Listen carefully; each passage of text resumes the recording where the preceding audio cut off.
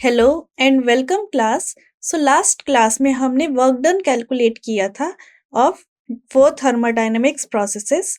आज की क्लास में हम एक न्यू टॉपिक स्टार्ट करने वाले हैं and that topic is second law of thermodynamics.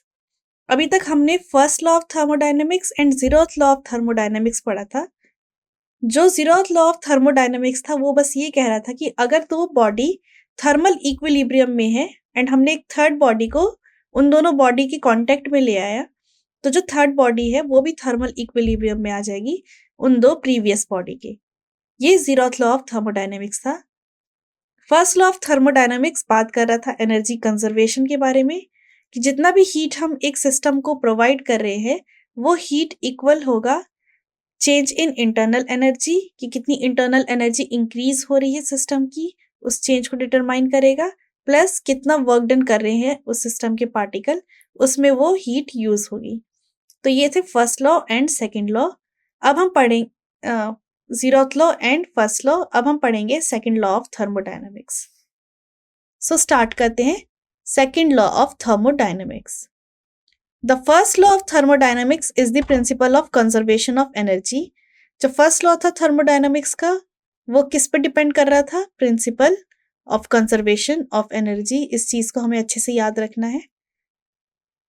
Common experience show that there are many conceivable processes that are perfectly allowed by the first law and yet are never observed. तो हमने बहुत सारे experiment से देखा या फिर personal experience से जाना कि बहुत सारी जो प्रोसेस है वो first law of thermodynamics allow करता है, बट हमारे यूनिवर्स में वो प्रोसेसेस नहीं हो पाती है। ऐसा क्यों हो रहा है इसके बारे में हम जानते हैं। तो एक एग्जाम्पल ले लो। हम जानते हैं कि शिप क्या कर रही है? पानी में चल रही होती है। ओके, ये जो टाइड्स होती हैं इनके पास बहुत ज्यादा अमाउंट में एनर्जी होती है। ठीक है, तो जितनी एनर्जी इन टाइड्स के पास होनी चाहिए थी वो सारी की सारी एनर्जी अगर ये शिप में ट्रांसफर हो जाए तो ये शिप बहुत ज्यादा ही तेजी की स्पीड से चलना चाहिए था।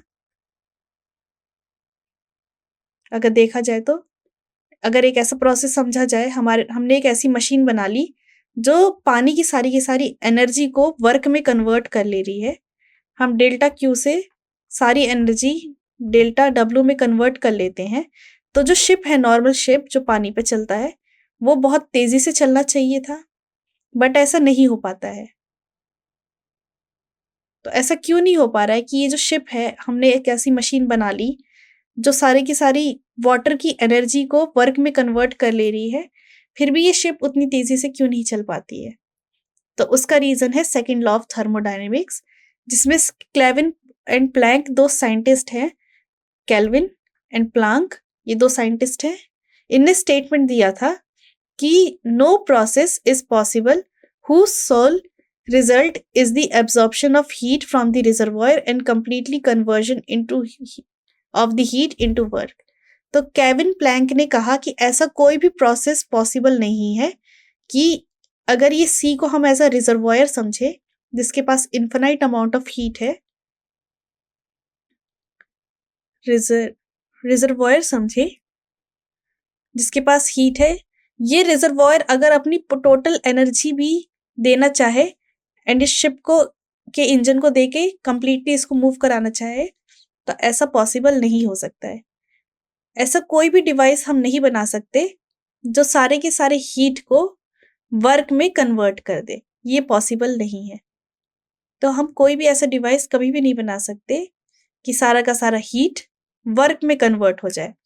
But first law of thermodynamics तो कहता है कि ये चीज पॉसिबल है अगर हमारे पास आइसोथर्मल प्रोसेस हो, बिकॉज आइसोथर्मल प्रोसेस में इंटरनल एनर्जी तो चेंज ही नहीं होती। तो इसका मतलब डेल्टा क्यू किसके इक्वल होना चाहिए? डेल्टा डब्ल्यू के। बट हमें आज तक कोई भी ऐसे प्रोसेस देखने को नहीं मिले हैं रियल वर्ल्ड में जिसमें डेल्टा क्यू इक्वल हो जाए डेल्टा डब्ल्यू के।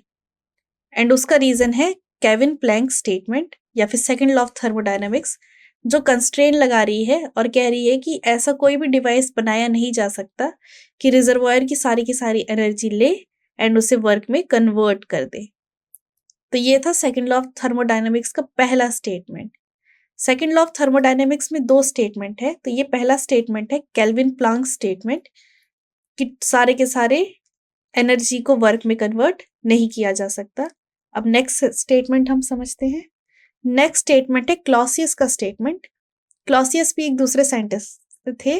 उनने ये कहा कि no process is possible whose solely result is the transfer of heat from colder object to hotter object।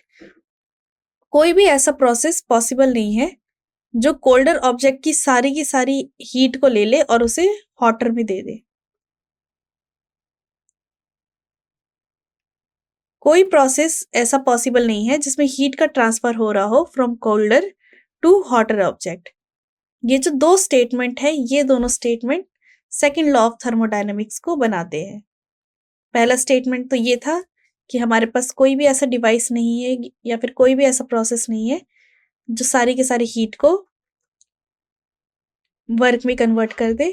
दूसरा ये कि हम कभी भी कोल्डर ऑब्जेक्ट से हीट लेकर हॉटर में ट्रांसफर नहीं कर सकते। हम ऐसी कोई भी मशीन नहीं बना सकते जो कोल्डर से क्या ले, हीट उठाए एंड हॉटर में ट्रांसफर कर दे। तो आप कहोगे कि फिर रेफ्रिजरेटर क्या है? रेफ्रिजरेटर क्या करता है? रेफ्रिजरेटर भी क्या काम कर रहा है? जो हम सब्जियां अपनी रख रहे हैं उसमें से वो, क्योंकि सब्जियां हॉटर है, उसमें से हीट निकाल के उसको कोल्ड कर रहा है, ना कि कोल्डर को और कोल्डर कर रहा है एंड बाहर की साइड हीट फेंक रहा है। ऐसा कोई भी वो पॉसिबल नहीं है। अब यहां से एक नई टर्म निकल के आती है, रिवर्सिबल प्रोसेस। जैसे कि मैंने बताया था कि क्वासी स्टैटिक प्रोसेस एक रिवर्सिबल प्रोसेस है। अगर हम एक स्टेप से दूसरे स्टेप पे भी चले गए तो फिर नए स्टेप से वापस भी आ सकते हैं। तो अब हम रिवर्सिबल प्रोसेस और इरिवर्सिबल प्रोसेस को डीपली समझते हैं। तो कोई भी थर्मोडायनेमिक प्रोसेस जो कोई इनिशियल स्टेट से फाइनल स्टेट में गया एंड फाइनल से टर्न बैक होके फिर से इनिशियल स्टेट में आ जाता है, तो ऐसे प्रोसेस को बोलते हैं हम reversible process. Quasi static process एक टाइप का रिवर्सिबल प्रोसेस होता है। ओके, अभी हम आगे एक साइकिल पढ़ेंगे जिसे कहते हैं कार्नोट साइकिल। वो भी एक टाइप की रिवर्सिबल प्रोसेस है, पर जनरली जितने भी प्रोसेस हो रहे होते हैं हमारे यूनिवर्स में वो इरिवर्सिबल प्रोसेस हो रहे होते हैं। रिवर्सिबल प्रोसेस एक बहुत ही आइडियल कंडीशन है, ओके, जो थियोरेटिकली पॉसिबल है बट रियल वर्ल्ड में वो पॉसिबल नहीं होते। ज्यादातर प्रोसेस इरिवर्सिबल ही होते हैं। Irreversible process, most natural process are irreversible, मतलब हम उनको चेंज नहीं कर सकते। एक बार अगर आगे बढ़ गए तो उस प्रोसेस को कभी भी पीछे वापस नहीं लाया जा सकता। एंड इसका रीजन है क्योंकि हमारे पास फ्रिक्शन फोर्स लाई करता है, विस्कोसिटी ईटा लाई करती है जो फ्लूइड में फ्रिक्शन की तरह वर्क करती है। तो फ्रिक्शन, वेलोसिटी एंड दूसरी डिसिपेटेड फोर्सेस क्या करती है, एनर्जी को डिक्रीज कर रही होती है।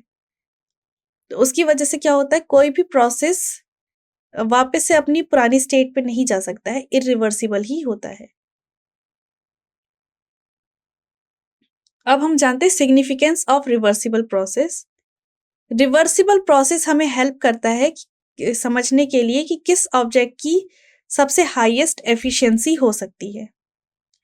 हीट इंजन्स जो अभी हम बनाने वाले हैं वो एक रिवर्सिबल प्रोसेस होता है जो कि सेकेंड लॉ ऑफ थर्मोडायनेमिक्स के प्रिंसिपल पे वर्क करता है एंड उसकी एफिशिएंसी हाईएस्ट होती है।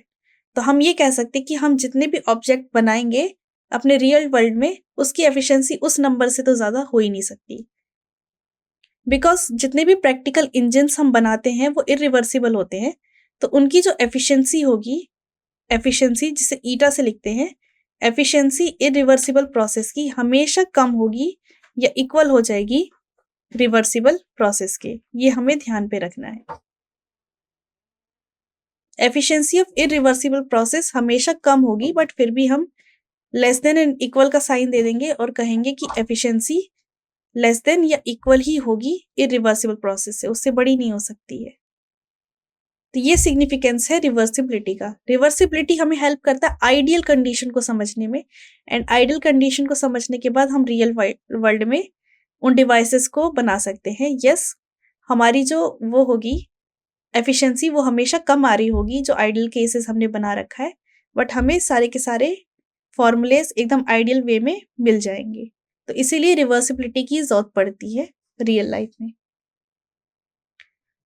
सबसे बेस्ट जो रिवर्सिबल इंजन होता है उसको कार्नोट नाम के एक साइंटिस्ट ने बनाया था, एंड उसी साइंटिस्ट को हम और उसी इंजन को बनाने के लिए जितने प्रोसेस जिस वे में यूज करे थे उसको बोलते हैं हम कार्नोट इंजन। ओके, तो कार्नोट इंजन क्या होता है? ये एक टाइप का हीट इंजन है that adopts operates between two fixed temperature, जो कि दो फिक्स टेम्परेचर के बीच में ऑपरेट करता है। Let's say T1 and T2 इनके बीच में ऑपरेट करेगा ये, और क्या करेंगे हम? मैक्सिमम पॉसिबल वर्क को कैलकुलेट करेंगे, जिसकी वजह से क्या होगा?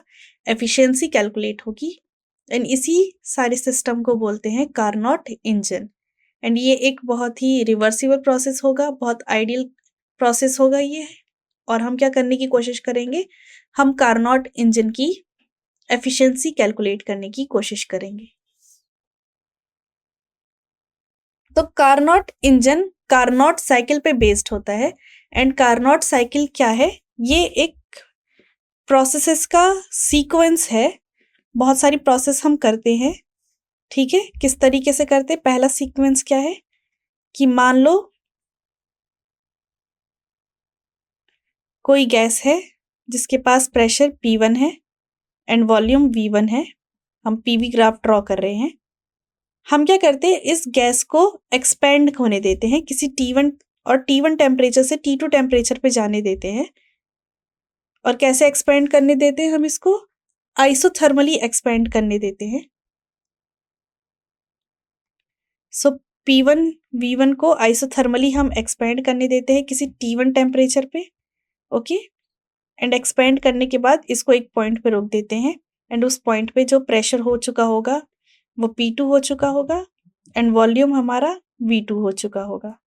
ओके, अब हम क्या करेंगे? इसको एडियाबैटिकली एक्सपेंड होने देंगे। तो हमने क्या किया? एडियाबैटिकली इसको एक्सपेंड होने दिया। एडियाबैटिक एक्सपेंशन की वजह से ये कोई प्रेशर P3 पे पहुंच गया एंड वॉल्यूम V3 पे पहुंच गया। ओके, आगे चलते हैं। तो अभी तक हमने क्या किया था? पीवी ग्राफ ड्रॉ कर रहे थे। मान लो एक कंटेनर है हमारे पास, उसमें बहुत सारे गैस मॉलिक्यूल है, एंड वो गैस मॉलिक्यूल किसी pressure P1 and volume V1 पर है, एंड हमने क्या किया? इस गैस को एडियाबैटिकली एक्सपेंड होने दिया। बिकॉज ये गैस एडियाबैटिकली एक्सपेंड हो रही थी, ओके, तो क्या हो जाएगा? टेम्परेचर कांस्टेंट होगा, वॉल्यूम क्या हो रहा होगा? वॉल्यूम इंक्रीज हो रहा होगा एंड प्रेशर डिक्रीज हो रहा होगा। फिर एक पॉइंट पे पहुंच गई हमारी गैस P2 V2, जहां पर हमने इसको क्या किया? एडियाबैटिकली एक्सपेंड होने दिया, एंड बिकॉज एडियाबैटिकली एक्सपेंड होने लगा तो टेम्परेचर इसका भी चेंज होने लगा। टेम्परेचर T2 हो गया, प्रेशर P3 V3 हो गया। फिर हमने क्या किया? इस गैस को आइसोथर्मली कंप्रेस कर दिया, मतलब आइसोथर्मली हमने कंप्रेस कर दिया with an temperature T3, and ये किसी पॉइंट पे पहुंच गया P4 V4। फिर हमने इस गैस को क्या किया? एडियाबैटिकली कंप्रेस किया इस तरीके से कि ये वापस से P1 V1 पॉइंट पे पहुंच गया विद द टेम्परेचर T4। तो ये जो साइकिल फॉर्म हुई है, इस साइकिल में दो आइसोथर्मल प्रोसेस है।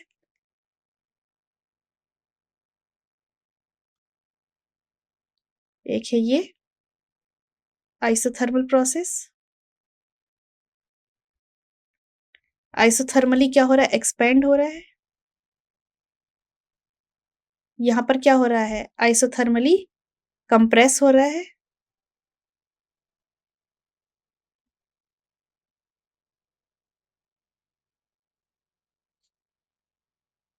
यहां पर क्या हो रहा है? एडियाबैटिकली एक्सपेंड हो रहा है।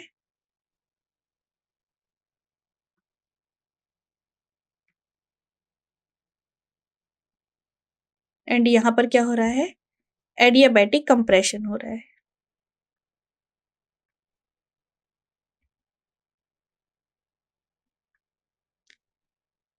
एंड आपको ये क्लियर हो गया होगा कि हमने P1 V1 पॉइंट से स्टार्ट किया, इतने सारे प्रोसेसेस करे, एंड अगेन हमारा फाइनल कहाँ पर आ गए, हम P1 V1 पे ही आ गए। तो इस पूरे सिस्टम की जो इंटरनल एनर्जी होगी वो कैसी होगी, zero, change in internal energy zero होगी। तो अब हमें क्या करना है, एफिशिएंसी कैलकुलेट करनी है। एंड एफिशिएंसी होता है कि कितना एनर्जी हमने दी और कितनी एनर्जी वर्क में कन्वर्ट हो गई। तो एफिशिएंसी जो कि ईटा होता है वो किसके इक्वल हो जाएगा, वर्क डन, कितनी हमने एनर्जी क्यू प्रोवाइड करी, एंड क्यू एनर्जी जो इनिशियल एनर्जी Q1 प्रोवाइड करी, Q1 एनर्जी का कितना पार्ट वर्क में कन्वर्ट हो गया, वो हमारी एफिशिएंसी कहलाएगी। ओके, एफिशिएंसी जनरली क्या होता है, आउटपुट डिवाइडेड बाय इनपुट। हमने इनपुट क्या दिया, Q1, एंड हमारा आउटपुट क्या है, work W, because internal energy क्या है, जीरो। तो अब हमें क्या करना है, एफिशिएंसी कैलकुलेट करना है, एंड हमें एफिशिएंसी का फॉर्मूला मिल गया है, work done divided by Q1। तो हम क्या करेंगे, वर्क डन कैलकुलेट करेंगे। ओके, वर्क डन कैलकुलेट करेंगे एंड उसको डिवाइड कर देंगे Q1 से, तो हमें एफिशिएंसी का फॉर्मूला मिल जाएगा। तो अभी तक हमें सारे के सारे प्रोसेसेस क्लियर है। हमें कारनॉट इंजन क्लियर है। कारनॉट, ये जो हमने साइकिल ड्रॉ करी है इसको बोलते हैं कारनॉट साइकिल। कारनॉट साइकिल, वेल साइंटिस्ट का नाम कारनॉट है, बट इसी डायग्राम की वजह से सारी की सारी कार चल पाती है। ओके, इसी इंजन के डायग्राम की वजह से। तो हमारे पास क्या था, P1 V1 से हम P2 V2 गए आइसोथर्मल एक्सपेंशन से, P2 V2 से P3 V3 गए हम एडियाबैटिक एक्सपेंशन से, P3 V3 से हम P4 V4 गए आइसोथर्मल कंप्रेशन से, एंड P4 V4 से हम अपने इनिशियल पॉइंट P1 V1 पे आ गए एडियाबैटिक कंप्रेशन से। अब हम जानते हैं कि एडियाबैटिक प्रोसेस में वर्क डन का फॉर्मूला क्या होता है, एंड आइसोथर्मल प्रोसेस में वर्क डन का फॉर्मूला क्या होता है। तो अब हमारे पास सारी की सारी चीजें मिल चुकी है। हम क्या करेंगे, अब सिंपली वर्क डन कैलकुलेट करना स्टार्ट कर देंगे। ये रहा कारनॉट इंजन का डायग्राम, जहां पर ये वाला प्रोसेस क्या था, अगेन हम डिस्कस कर लेते हैं। आइसोथर्मल एक्सपेंशन,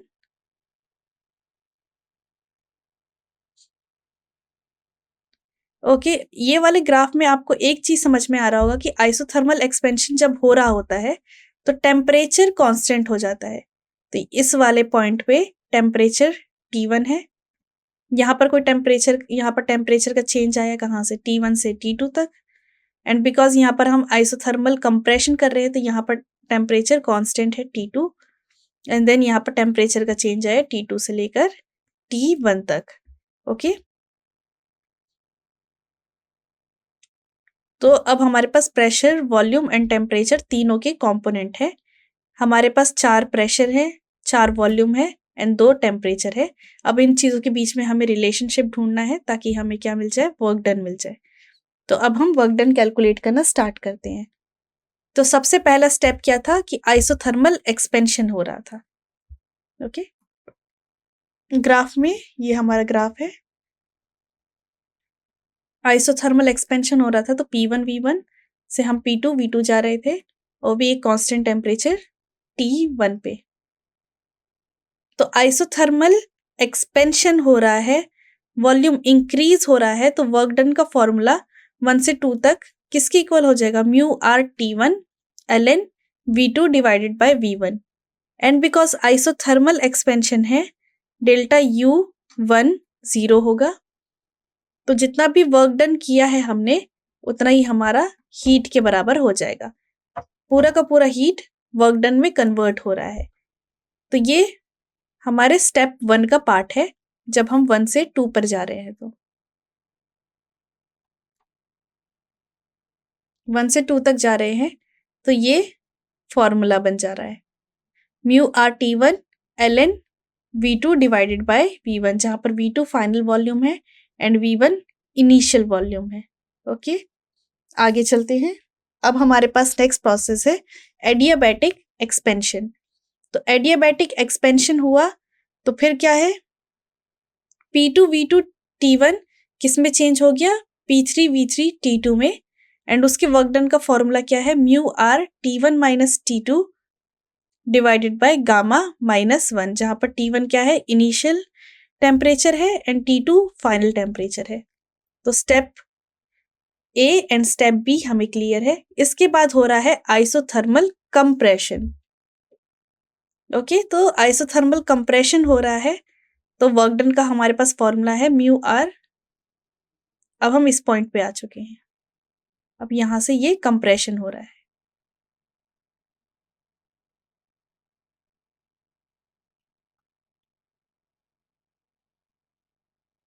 तो आप देख रहे हो कि एरो इस साइड जा रहा है, तो V4 हमारा एक्चुअली में इनिशियल बन जाएगा एंड V3 हमारा फाइनल बन जाएगा।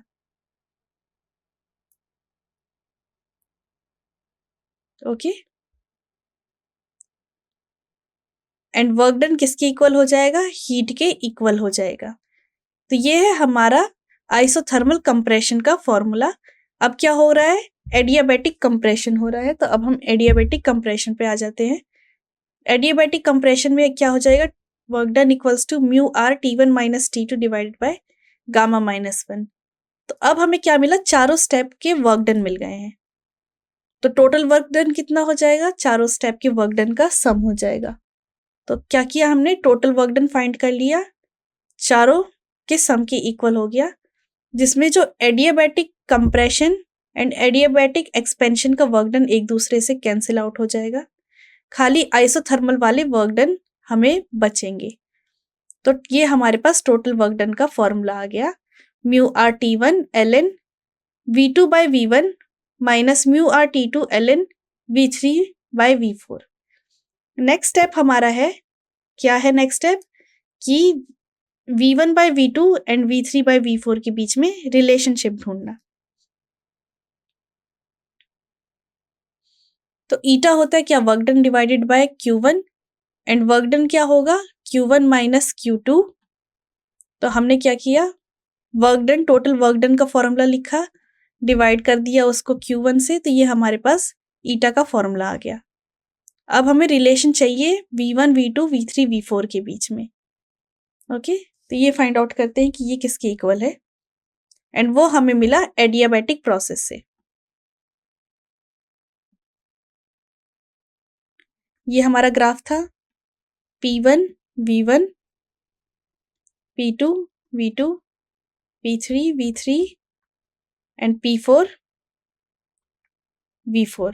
यहाँ पर एडियाबैटिक हो रहा था एंड इस साइड भी एडियाबैटिक हो रहा था। एंड एडियाबैटिक में टेम्परेचर एंड वॉल्यूम के बीच में क्या रिलेशन है कि अगर वो भी ना देखे तो P2 V2 raise to the power gamma किसके इक्वल हो जाएगा, P3 V3 raise to the power gamma.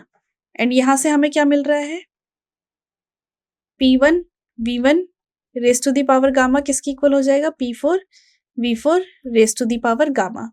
अब यहां से हम ये जान चुके हैं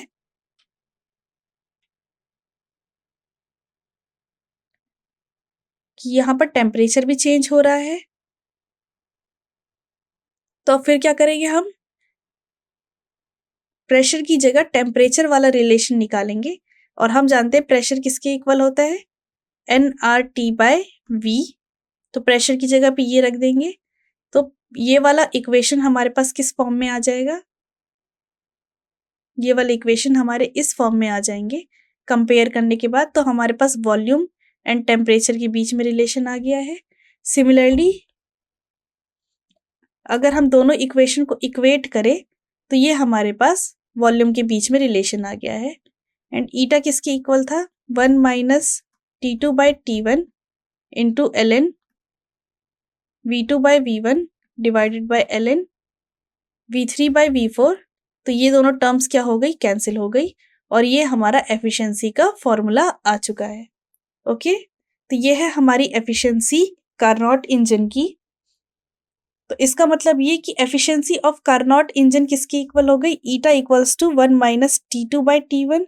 एंड जनरली एफिशिएंसी किसकी इक्वल होती, 1 माइनस Q2/Q1, जहां पर T1 क्या है, टेम्परेचर हॉट रिजर्वायर का है, एंड T2 क्या है, टेम्परेचर कोल्ड रिजर्वायर का है। ठीक है, तो ये फॉर्मूला एफिशिएंसी का है। एंड बिकॉज T2 टेम्परेचर है कोल्ड रिजर्वायर का एंड T1 टेम्परेचर है हॉट रिजर्वायर का, तो T2 हमेशा छोटा होगा T1 से, ये हमें क्लियर है। सो ईटा की वैल्यू क्या हो जाएगी, 1 माइनस T2/T1। एंड हम जानते कि T2 छोटा होगा, तो ईटा की वैल्यू हमेशा 1 से छोटी ही होगी। ओके, ईटा की वैल्यू हमेशा 1 से छोटी होगी। एंड अगर किसी केस में T2 0 हो गया, वो भी केल्विन में, तो ईटा की वैल्यू क्या हो जाएगी, 1। तो अगर कोल्ड ऑब्जेक्ट का टेम्परेचर 0 केल्विन हो जाए तो ईटा 1 हो जाएगा। एंड अगर ये टेम्परेचर इक्वल हो जाए, T2 इक्वल हो जाए T1 के, तो ईटा क्या हो जाएगा, 1 minus 1 which is equals to 0। तो अगर हमें एफिशिएंसी मेंटेन करके रखनी है, एफिशिएंसी को ऑलमोस्ट 1 रखना है, तो जो हमारा कोल्ड रिजर्वायर है उसका जो टेम्परेचर है उसे 0 केल्विन रखना होगा, या फिर जो हॉट रिजर्वायर है उसका टेम्परेचर हमें ऑलमोस्ट इन्फिनाइट हॉट रखना होगा। ओके, तो ये था about efficiency of Carnot engine, और इस टॉपिक के साथ हमारा ये चैप्टर थर्मोडायनामिक्स कंप्लीट होता है। थर्मोडायनामिक्स में हमने zeroth law, first law and second law, इन 3 चीज़ों को बहुत डिटेल में डिस्कस किया है, एंड ये भी डिस्कस किया है कि किस पार्ट से किस टाइप के क्वेश्चंस आपको कॉम्पिटिटिव एग्जाम या CBSE एग्जाम में मिल सकते हैं। तो आई होप आपको ये चैप्टर क्लियर होगा। अब हम नेक्स्ट चैप्टर में मिलेंगे। सो आज की क्लास यहाँ पर एंड होती है। Thank you.